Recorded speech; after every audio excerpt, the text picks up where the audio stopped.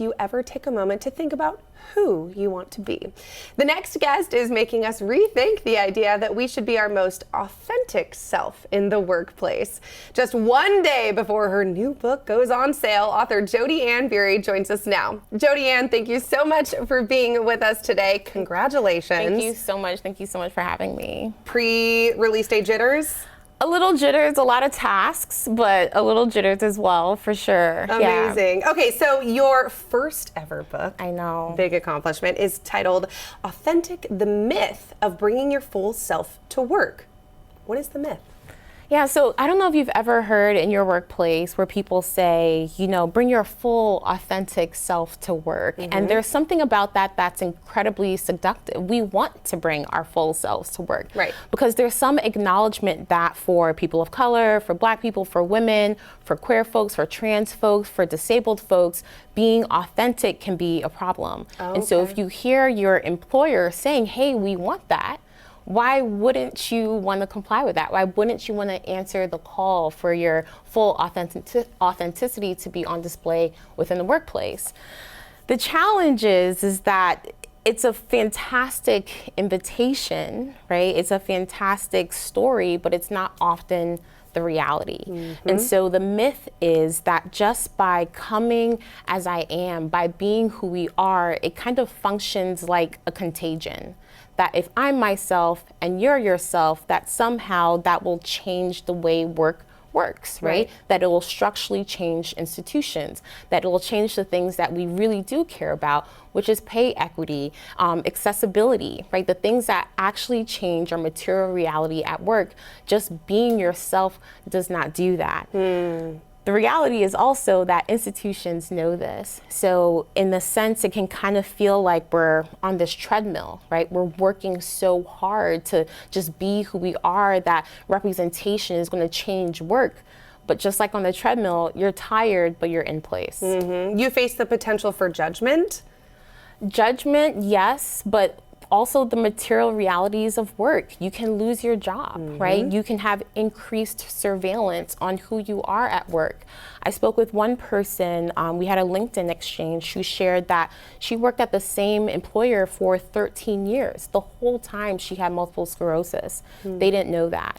Something happened where then she had to disclose, and then she faced incredible surveillance on her day-to-day work. Oh, you were a little late with this, or oh, you look a little tired today. There must be something that's wrong with you. You are no longer a good worker. And so now that put this pressure on her to figure out, can I still work here? Do I have to go somewhere else? Just because of that disclosure, just because of her authenticity. That makes sense. And this is something you actually presented about in a TED Talk. I did in the Wayback Machine during the pandemic. How did that TED Talk evolve into, we need to put this in a book? Yeah, you know what's so funny? I thought the TED Talk was the end of something, but then it was just the beginning of what became the book. And so what's interesting about a TED Talk is that it is the presentation of an idea. It's kind of the final thought. But the reality is that in long form, you get to show the process of something. And so what I hope readers encounter is that you see me thinking on the page, and they get to think alongside with me.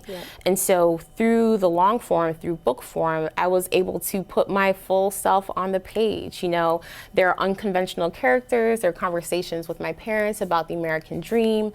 After the TED Talk came out, I met so many people who wanted to share their stories. And so I was able to put those stories in the book as well. So you hear from other people. I got to nerd out on public health research. That's my background. And so I got to get very nerdy in the text.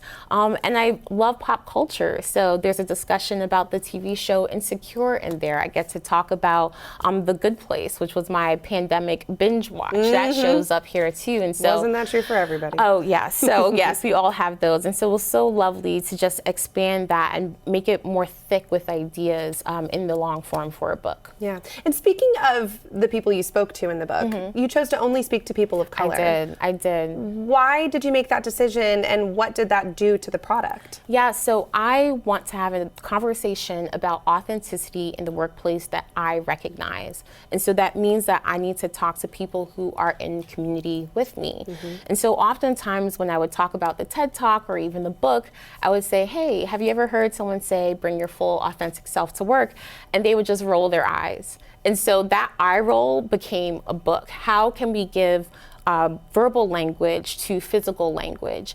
And so by talking to only people of color, we were able to get deeper into the nuances of our experiences and our identities. And that surprised me in a lot of ways. A lot of this book talks about my experience with a disability. What does it mean to be a Black woman who has a spinal cord injury that other people cannot see? And so we got to really dig into the ways that we experience institutions as people of color, and that lens allows us to get deeper into our identities, disability, as parents, as women, as queer folks. All of that makes the text really rich and really nuanced in how we talk about who we are. Yeah. How did it feel when you got that first printed book in your hand?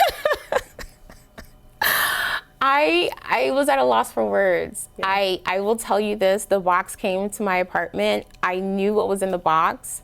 I opened it, I peeked, and I closed it right away. And I went and I walked my dog. I was like, I can't. But it was just, I mean, I've been wanting to write a book since I was in the 7th grade. My 7th grade English teacher was obsessed with Toni Morrison. And so that first seeded the idea of writing a book. Did I know what that book would be about? I had no idea. It was something that I wanted to do. And to be honest with you, as someone who graduated in college in the Great Recession, a great time to, enter the workforce, my career had taken such a winding path. I thought that writing, maybe it was just something I wanted. Maybe it was just a childhood dream. And so to then take all that insecurity and uncertainty about my career and then now see that represented in the book, and to have the book as this launch pad for a new direction for my career, I mean, speechless. It's a big deal. It's a big deal. Oh, congratulations. Thank you so much. It's beautiful. Thank it is you. out tomorrow. Thank you. Oh my goodness. Jodi-Ann, thank you. The book Authentic, The Myth of Bringing Your Full Self to Work officially hits shelves tomorrow.